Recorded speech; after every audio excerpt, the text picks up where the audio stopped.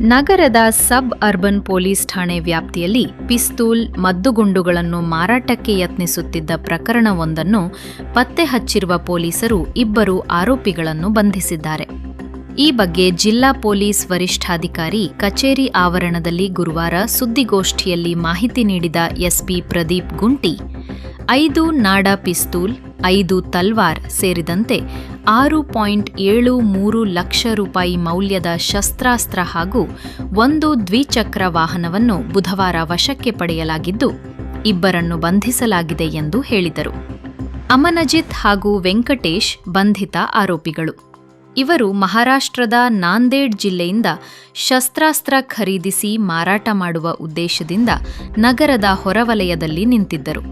ಮಾದಕ ವಸ್ತು ತಡೆಗಟ್ಟುವ ಪೊಲೀಸರ ತಂಡ ಅವರನ್ನು ಬಂಧಿಸಿದೆ ಎಂದರು. ಆರೋಪಿಗಳು 3 ಬ್ಯಾಗ್ಗಳಲ್ಲಿ ಶಸ್ತ್ರಾಸ್ತ್ರಗಳು ಖರೀದಿಸಿ ತಂದಿದ್ದರು. ಅದರಲ್ಲಿ 3.50 ಲಕ್ಷ ರೂಪಾಯಿ ಮೌಲ್ಯದ 5 ನಾಡಾ ಪಿಸ್ತೂಲ್, 2.60 ಲಕ್ಷ ರೂಪಾಯಿ ಮೌಲ್ಯದ ಒಟ್ಟು 26 ಜೀವಂತ ಮದ್ದು ಗುಂಡುಗಳು ಮತ್ತು 10 ಖಾಲಿ ಮದ್ದು ಗುಂಡುಗಳು ಹಾಗೂ 13,000 ರೂಪಾಯಿ ಮೌಲ್ಯದ 5 ತಲವಾರುಗಳಿದ್ದವು. ಎಲ್ಲವನ್ನು ವಶಕ್ಕೆ ಪಡೆದು ಅವರನ್ನು ಬಂಧಿಸಲಾಗಿದೆ ಎಂದು ಅವರು ಮಾಹಿತಿ ನೀಡಿದರು.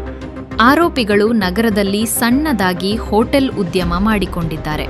ಇದಕ್ಕಿಂತ ಮೊದಲು ಒಬ್ಬನ ಮೇಲೆ 307ನೇ ಅಡಿಯಲ್ಲಿ ಪ್ರಕರಣ ದಾಖಲಾಗಿದ್ದರೆ, ಇನ್ನುಳಿದಂತೆ ಅವರ ಮೇಲೆ ಯಾವುದೇ ರೀತಿಯ ಪ್ರಕರಣಗಳಿಲ್ಲ. ಆರೋಪಿಗಳು ಇದೀಗ ಮಹಾರಾಷ್ಟ್ರದಿಂದ ಶಸ್ತ್ರಾಸ್ತ್ರ ಖರೀದಿಸಿ ನಗರದಲ್ಲಿ ಮಾರಾಟ ಮಾಡಲು ಯೋಚಿಸಿದ್ದರು. ಅವುಗಳನ್ನು ಯಾರಿಗೆ ಮಾರಾಟ ಮಾಡಲು ಮುಂದಾಗಿದ್ದರು ಎಂಬುದನ್ನು ಪತ್ತೆ ಹಚ್ಚಿ ಅವರನ್ನು ಶೀಘ್ರದಲ್ಲಿಯೇ ಬಂಧಿಸಲಾಗುವುದು ಎಂದು ಎಸ್ಪಿ ತಿಳಿಸಿದರು.